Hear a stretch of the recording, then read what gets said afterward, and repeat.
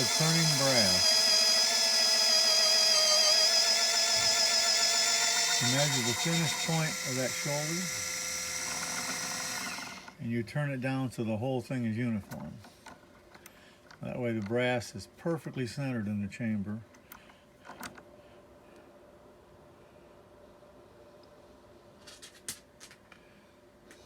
Can't get any Lapula brass.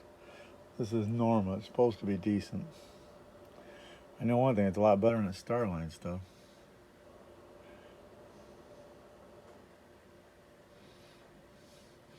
The Starline, I had to cut it down to 11 thousandths of an inch thickness.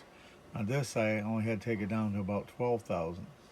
So I have another thousandth of an inch of thickness.